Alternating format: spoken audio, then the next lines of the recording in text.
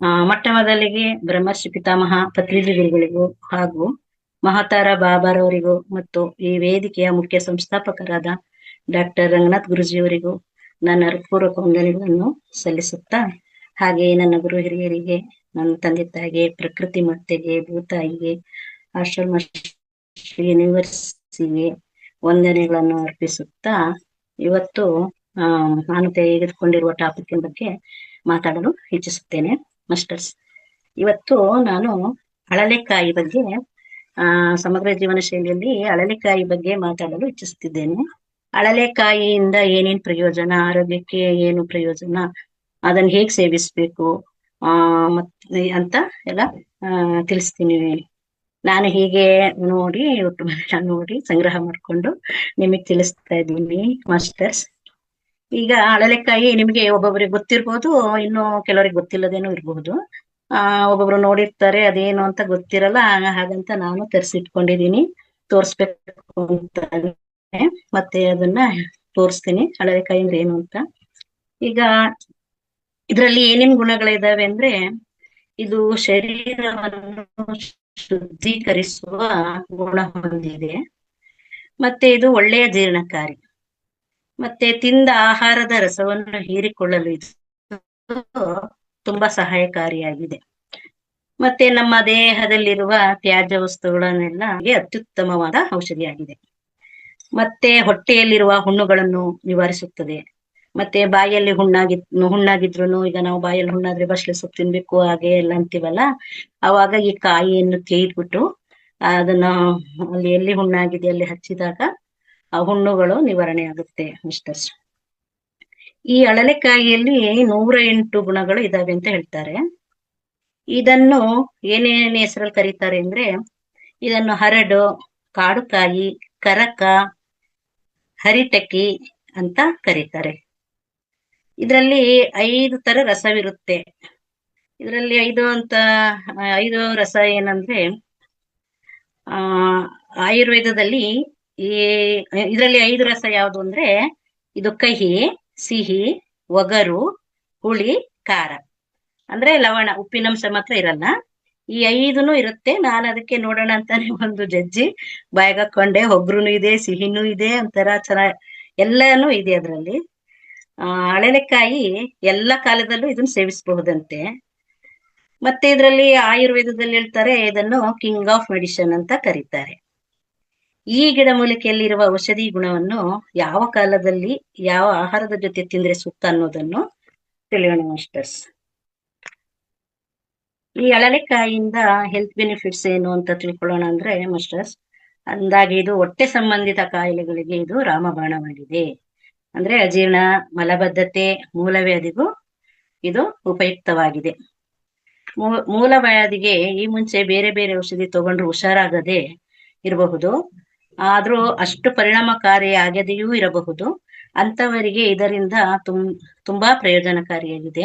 ಇದನ್ನು ತಗೊಳ್ಳೋದ್ರಿಂದ ಅಂತಹ ಸಮಸ್ಯೆಗಳು ಸಹ ಬಗೆಹರಿಯುತ್ತವೆ ಮಾಸ್ಟರ್ಸ್. ಕೆಲವರಿಗೆ ಹಲವು ವರ್ಷಗಳಿಂದ ಹೊಟ್ಟೆ ಸಂಬಂಧಿತ ಕಾಯಿಲೆಗಳು ಹಾಗೇ ಇರುತ್ತದೆ. ಹರಡ್ನ ಸೇವನೆ, ಹರಡ್ ಅಂದ್ರೆ ಇದೆ, ಅಳಲೆಕಾಯಿಗೆ ಹರಡ್ ಅಂತಾರೆ. ಹರಡ್ನ ಸೇವನೆ ತುಂಬಾ ಹಳೆಯದಾಗಿರುವ ಹೊಟ್ಟೆ ಸಂಬಂಧಿತ ಕಾಯಿಲೆಗಳನ್ನು ಗುಣಪಡಿಸುವುದರಲ್ಲಿ ಎತ್ತಿದ ಕೈ. ಅಜೀರ್ಣ, ಮೂಲವ್ಯಾಧಿ, ಪೈಲ್ಸ್ ಎಲ್ಲಾ ಸಮಸ್ಯೆಗಳು ಮತ್ತು ಮತ್ತು ಇದೇನ್ ಮಾಡುತ್ತೆ, ಮಲವನ್ನು ಹೊರಹಾಕದೆ ದೊಡ್ಡ ಕರುಳಿನಲ್ಲೇ ಉಳಿದಿರುತ್ತದೆ. ಇದೆಲ್ಲ ಇರುತ್ತಲ್ಲ ಹೊಟ್ಟೆಯಲ್ಲಿ, ಅಜೀರ್ಣತೆ, ಮೂಲವ್ಯಾಧಿ, ಪೈಲ್ಸ್ ಇವೆಲ್ಲ ಸಮಸ್ಯೆಗಳು ಇದ್ದಾಗ ಅದೇನ್ ಮಾಡುತ್ತೆ, ಮಲ ಇರುತ್ತಲ್ಲ ಅದನ್ನು ಹೊರಹಾಕದೆ ದೊಡ್ಡ ಕರುಳಿನಲ್ಲೇ ಇದು ಉಳ್ಕೊಂಡಿರುತ್ತೆ. ಇಂತಹ ಹಳೆ ಮಲವನ್ನು ದೇಹದಿಂದ ಹೊರಗೆ ಹಾಕುವ ಕೆಲಸ ಈ ಅಳಲೆಕಾಯಿ ಮಾಡುತ್ತದೆ. ನಮ್ಮ ಕರುಳನ್ನು ಸಹ ಸ್ವಚ್ಛಗೊಳಿಸುತ್ತದೆ, ನಮ್ಮ ಕರುಳನ್ನು ಬಲಿಷ್ಠಗೊಳಿಸುತ್ತದೆ. ಹಾಗೆ ಇದು ಜೀರ್ಣಾಗ್ನಿಯನ್ನು ಹೆಚ್ಚಿಸುತ್ತದೆ. ಇದರಿಂದ ಆರೋಗ್ಯಕರವಾಗಿ ಹಸಿವಾಗುತ್ತದೆ, ಹಾಗೆ ಆರೋಗ್ಯಕರವಾಗಿ ಜೀರ್ಣ ಮಾಡುತ್ತದೆ. ಈಗ ಇದರಲ್ಲಿರುವ ಪೌಷ್ಟಿಕಾಂಶಗಳನ್ನು ತಿಳಿಯೋಣ ಮಾಸ್ಟರ್ಸ್. ಇದರಲ್ಲಿ ವಿಟಮಿನ್ಸ್ ಮತ್ತು ಮಿನರಲ್ಸ್ ತುಂಬಾ ಹೆಚ್ಚಾಗಿದೆ. ವಿಟಮಿನ್ ಸಿ ಹೆಚ್ಚಾಗಿದೆ ಇದರಲ್ಲಿ. ಮಿನರಲ್ಸ್ ನಲ್ಲಿ ಖನಿಜಾಂಶಗಳು ಹೇಳ್ಬೇಕಂದ್ರೆ ಪೊಟ್ಯಾಷಿಯಂ, ಐರನ್, ಸೆಲೆನಿಯಮ್ಮು, ಕಾಪರು ಎಲ್ಲ ಇದೆ. ಇದರಲ್ಲಿರುವ ಸೆಲಿನಿಯಂ ವಿಟಮಿನ್ ನಮ್ಮ ಚರ್ಮದಲ್ಲಿರುವ ಡೆಡ್ ಸ್ಕಿನ್ ಅನ್ನು ರಿಮೂವ್ ಮಾಡಿ ಹೊಸ ಜೀವಕೋಶಗಳ ಉತ್ಪತ್ತಿಗೆ ಸಹಾಯ ಮಾಡುತ್ತದೆ. ಇದು ಚರ್ಮ ಕಾಯಿಲೆಗಳಿಗೂ ಒಳ್ಳೇದು ಅಂತ ಹೇಳ್ತಾರೆ ಮಾಸ್ಟರ್ಸ್. ಮತ್ತೆ ಇದರಿಂದ ನಮ್ಮಲ್ಲಿ ರಕ್ತನೂ ಶುದ್ಧಿ ಆಗುತ್ತದೆ. ಮತ್ತೆ ಚರ್ಮದಲ್ಲಿ ಕಾಣುವ ಸೋರಿಯಾಸಿಸ್ ಮತ್ತೆ ತುರಿಕೆ ಇಂಥವುಗಳನ್ನು ಸಹ ನಿವಾರಣೆಯನ್ನು ಮಾಡುತ್ತದೆ. ಮತ್ತೆ ಈಗ ತಲೆಯಲ್ಲಿ ಹೊಟ್ಟಾಗಿರುತ್ತೆ, ಅವಾಗ ಏನ್ ಮಾಡ್ಬೇಕು, ಎಷ್ಟು ಬೇಕಷ್ಟು ನಾವು ಪೌಡರ್ ತಗೊಂಡ್ಬಿಟ್ಟು ಅದು ಸಮ ಪ್ರಮಾಣ ಮೊಸರಲ್ಲಿ ಕಲಸಿ ಪೇಸ್ಟ್ ಮಾಡಿ ಹೇರ್ ಪ್ಯಾಕ್ ಮಾಡ್ಕೊಳ್ಳೋದ್ರಿಂದನೂ ನಮ್ಮಲ್ಲಿ ತಲೆಗೆ ಎಲ್ಲಿರೋ ಹೊಟ್ಟು ಇಂಥವೆಲ್ಲ ಹೋಗುತ್ತೆ ಮಾಸ್ಟರ್ಸ್. ಮತ್ತೆ ತೆಂಗಿನ ಎಣ್ಣೆ ಅಥವಾ ಹರಳೆಣ್ಣೆ ಬಳಸ್ತೀವಲ್ಲ, ನೀವು ಯಾವ್ದು ಬಳಸ್ತೀರಾ ಅದು ಯಾವ್ದಾದ್ರು ಎಣ್ಣೆ ತಲೆಗೆ ಯಾವ್ದು ನೀವು ಬಳಸ್ತೀರಾ ಅದಕ್ಕೆ ಈ ಎರಳೆಕಾಯಿ ಪೌಡರ್ ಅನ್ನು ಮಿಕ್ಸ್ ಮಾಡ್ಕೊಂಡು ತಲೆಗೆ ಹಚ್ಚಿ ನಿಧಾನವಾಗಿ ಮಸಾಜ್ ಮಾಡ್ಕೊಳ್ಬೇಕು. ಇದರಿಂದ ಕೂದಲು ಸಹ ಚೆನ್ನಾಗಿ ಬರುತ್ತದೆ ಮಾಸ್ಟರ್ಸ್. ಮತ್ತೆ ಹೆಲ್ತ್ ಇಂಪ್ರೂವ್ ಮಾಡ್ಲಿಕ್ಕೆ ಇದು ನರಕೋಶಗಳ ಆರೋಗ್ಯಕ್ಕೆ ಬೆಸ್ಟ್ ಟಾನಿಕ್ ಆಗಿದೆ ಮಾಸ್ಟರ್. ಜ್ಞಾಪಕ ಶಕ್ತಿ ಮತ್ತು ಏಕಾಗ್ರತೆಯನ್ನು ಸಹ ಹೆಚ್ಚು ಮಾಡುತ್ತದೆ. ಮೆದುಳಿಗೆ ಸಂಬಂಧಿಸಿದ ಕಾಯಿಲೆಗಳಂದ್ರೆ ಪಾರ್ಕಿನ್ಸಿಯಾ, ಡೆಮೆನ್ಷಿಯಾ, ಈ ಕಾಯಿಲೆಗಳಿಗೆ ಇದು ಗಿಡಮೂಲಿಕೆ ಚೆನ್ನಾಗಿ ವರ್ಕ್ ಮಾಡುತ್ತೆ. ರಕ್ತದಲ್ಲಿ ಹಿಮೋಗ್ಲೋಬಿನ್ ಕಮ್ಮಿ ಇದ್ದವರಿಗೆ ಇದನ್ನು ಉಪಯೋಗಿಸಬಹುದು. ಮತ್ತು ಅಸ್ತಮ, ಒಣಕೆಮ್ಮು, ಕಫ ಹೆಚ್ಚಾಗಿರುವುದು, ಈ ತೊಂದರೆ ಇರುವವರು ಅಳಲೆಕಾಯಿ ಸೇವನೆ ಮಾಡೋದು ತುಂಬಾ ಅವಶ್ಯಕವಾಗಿದೆ. ಕಫ ದೇಹದ ಪ್ರವೃತ್ತಿ ಇರುವವರು ಮತ್ತು ಉಸಿರಾಟದ ತೊಂದರೆ ಇರುವವರು, ವಾಯು ಪ್ರಕೃತಿ ಇರುವವರು ಸೇವಿಸಬಹುದು. ಕೆಲವು ಮಹಿಳೆಯರಲ್ಲಿ ಈಗ ಬಿಳಿ ಸೆರಗು, ಯೋನಿಸ್ರಾವ ಹೆಚ್ಚಾಗಿರುತ್ತದೆ. ಇಂಥವರು ಸೇವನೆ ಮಾಡುವುದರಿಂದಲೂ ಪ್ರಯೋಜನಕಾರಿಯಾಗಿದೆ. ಮತ್ತೆ ಹೈ BP ಮತ್ತು ಡಯಾಬಿಟಿಸ್ಗೆ ಅರಳೆಕಾಯಿ ಒಂದು ಒಳ್ಳೆ ಗಿಡಮೂಲಿಕೆಯಾಗಿದೆ. ಮತ್ತು ಇದರ ಸೇವನೆಯಿಂದ ನಮ್ಮ ಪ್ರತಿರೋಧಕ ಶಕ್ತಿನೂ ಹೆಚ್ಚಾಗಿರುತ್ತದೆ. ಇದರಲ್ಲಿ ಹೆಚ್ಚಾಗಿ ವಿಟಮಿನ್ C ಮತ್ತು ಆಂಟಿ ಆಕ್ಸಿಡೆಂಟ್ಸ್ ಅನ್ನು ಪಡೆದುಕೊಳ್ಳಬಹುದು. ಈ ಕೆಲವರಿಗೆ ಆಗಾಗ ಜ್ವರ ಬರುತ್ತೆ ಹೋಗುತ್ತೆ, ಸ್ವಲ್ಪ ದಿನ ಇರುತ್ತೆ, ಮತ್ತೆ ಹೋಗಿರುತ್ತೆ, ಪುನಃ ಬರುತ್ತೆ.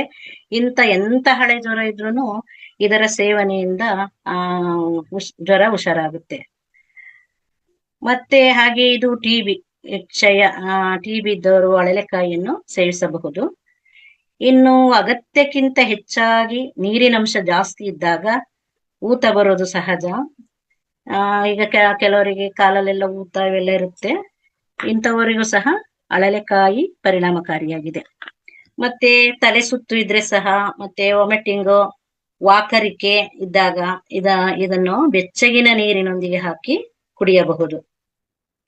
ಇದನ್ನು ಕ್ರಿಮಿಹರಂತಿ ವಾಚಕ ಅಂತ ಹೇಳ್ತಾರೆ.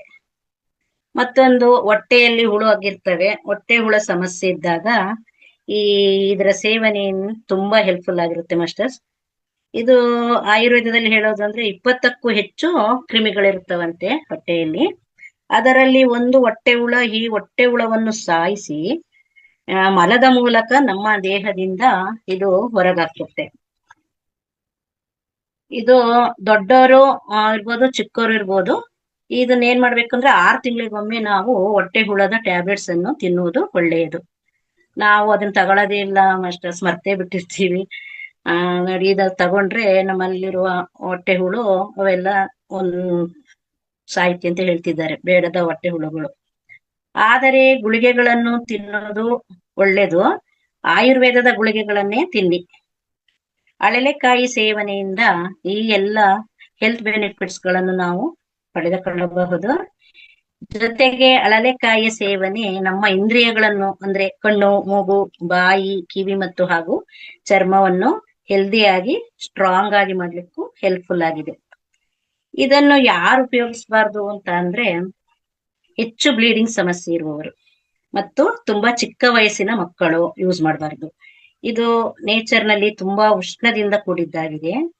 ತುಂಬಾ ಉಷ್ಣ ಶರೀರದವರು ಅಥವಾ ತುಂಬಾ ಪಿತ್ತ ದೇಹದವರು ಇದನ್ನು ಹೆಚ್ಚಾಗಿ ಸೇವಿಸಬಾರದು. ಮತ್ತೆ ತುಂಬಾ ತೆಳ್ಳಗೆ ಇರುವವರು ಸಹ ಇದರ ಸೇವನೆ ಮಾಡಬೇಡಿ ಅಂತ ಹೇಳ್ತಾರೆ.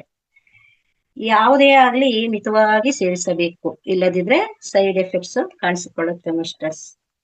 ಮಾಸ್ಟರ್ಸ್ ಈಗ ಇದನ್ನ ಹೇಗೆ ಸೇವಿಸಬೇಕು ಅಂತ ತಿಳಿಸ್ತೀನಿ. ಇದು ವಯಸ್ಸಾದ ವ್ಯಕ್ತಿಗೆ 5 ಗ್ರಾಮ್ಗಿಂತ ಕಮ್ಮಿ ಸೇವಿಸಿ. ಇದನ್ನು ಊಟ ಆದ ನಂತರ ಅಥವಾ ಊಟದ 1 ಗಂಟೆ ಮೊದಲು ಇದನ್ನು ಸೇವಿಸಬಹುದು. ಊಟದ ಮುಂಚೆ 1 ಗಂಟೆ ಮೊದಲು, ಊಟದ ನಂತರ ಸೇವಿಸಬಹುದು. ಬೇರೆ ಬೇರೆ ರೀತಿಯಲ್ಲೂ ಸೇವಿಸಬಹುದು. ಅಂದ್ರೆ ಬೆಚ್ಚಗಿನ ನೀರಿನಲ್ಲಿ ಒಂದು ಚಿಕ್ಕ ಚಮಚ ಹರಡ್ನ ಪೌಡರ್ ಅನ್ನು ಮಿಕ್ಸ್ ಮಾಡಿ ಕುಡಿಯಬಹುದು, ಅಥವಾ ಹರಡ್ ಪೌಡರ್ ಅನ್ನು ತಿಂದು ನೀರು ಕುಡಿಬಹುದು. ಮತ್ತೆ ಹಾಲಿನ ಜೊತೆ ಮಿಕ್ಸ್ ಮಾಡಿ ಕುಡಿಬಹುದು, ಮತ್ತೆ ಜೇನುತುಪ್ಪದೊಂದಿಗೆ ಸಹ ಮಿಕ್ಸ್ ಮಾಡಿ ಕುಡಿಬಹುದು. ಈ ಅಳಲೆಕಾಯಿಯನ್ನು ಹಾಗೆ ಜಗಿದು ತಿನ್ನಬಹುದು, ಆದರೆ ಅದರ ಬೀಜವನ್ನು ತಿನ್ನಬೇಡಿ. ಅದರ ಬೀಜ ತಿನ್ನಬಾರ್ದು, ಅದ ಮೇಗ್ಲದ್ ಮಾತ್ರ ತಿನ್ಬೇಕು. ವರ್ಷದ ಎಲ್ಲಾ ಕಾಲದಲ್ಲೂ ಇದರ ಸೇವನೆ ಮಾಡಬಹುದು. ಇದು ಯಾವ್ಯಾವ ಕಾಲದಲ್ಲಿ ಯಾವ್ದ್ರ ಜೊತೆ ತಗೋಬೇಕು ಅಂತಾನು ತಿಳಿಸಿದ್ದಾರೆ. ಮಳೆಗಾಲದಲ್ಲಿ ಪ್ರಾರಂಭ ಮಾಡೋದಾದ್ರೆ ಪಿಂಕ್ ಸಾಲ್ಟ್ ಇರುತ್ತಲ್ಲ, ಸೈಂಧವ ಲವಣ, ಇದರೊಂದಿಗೆ ಮಾಡುವುದು ಒಳ್ಳೆಯದು. ಮತ್ತೆ ಅಕ್ಟೋಬರ್ ತಿಂಗಳಲ್ಲಿ ನೆಲ್ಲಿಕಾಯಿ ಪುಡಿ ಜೊತೆ ಇದನ್ನ ಸೇವನೆ ಮಾಡಬಹುದು. ಹಾಗೆಯೇ ಚಳಿಗಾಲದಲ್ಲಿ ಒಣಶುಂಠಿಯ ಜೊತೆ ಸೇವನೆ ಮಾಡುವುದು ಒಳ್ಳೆಯದು. ಜನವರಿ ತಿಂಗಳಲ್ಲಿ ಹಿಪ್ಪಲಿಯನ್ನು ಗಿಡಮೂಲಿಕೆಯೊಂದಿಗೆ ಸಹ ಸೇವಿಸಬಹುದು. ಇದು ವಸಂತ ಕಾಲದಲ್ಲಿ ಮಾರ್ಚ್ ಏಪ್ರಿಲ್ ತಿಂಗಳಲ್ಲಿ ಜೇನುತುಪ್ಪದೊಂದಿಗೆ ಸೇವಿಸಬಹುದು. ಮೇ ಜೂನ್ ನಲ್ಲಿ ಬೆಲ್ಲದ ಜೊತೆಗೆ ಸೇವಿಸುವುದು ಒಳ್ಳೆಯದು ಮಿಸ್ಟರ್ಸ್. ಮತ್ತೆ ಇದನ್ನು ಗರ್ಭಿಣಿ ಮಹಿಳೆಯರು ಸಹ ಅವರು ಸೇವನೆ ಮಾಡಬಾರ್ದು. ಗರ್ಭಿಣಿ ಮಹಿಳೆಯರು ಸೇವನೆ ಮಾಡಬಾರ್ದು, ಮತ್ತೆ ಚಿಕ್ಕ ಮಕ್ಕಳು ಸಹ ಬೇಡ, ಅತಿಯಾಗಿ ಮಾಡಬಾರ್ದು. ಮತ್ತೆ ಇದೇನಿದ್ರು ಹೊಟ್ಟೆ ಸಂಬಂಧಿತ ಕಾಯಿಲೆಗಳಿಗೆ ರಾಮಬಾಣ, ಪೈಲ್ಸ್, ಮಲಬದ್ಧತೆಗೆ ಇದು ತುಂಬಾ ಉಪಯೋಗವಾಗಿದೆ. ಆ ಇಷ್ಟು ಹೇಳಿ ನನ್ನ ಟಾಪಿಕ್ ಅನ್ನು ಮುಗಿಸುತ್ತೇನೆ ಮಾಸ್ಟರ್ಸ್.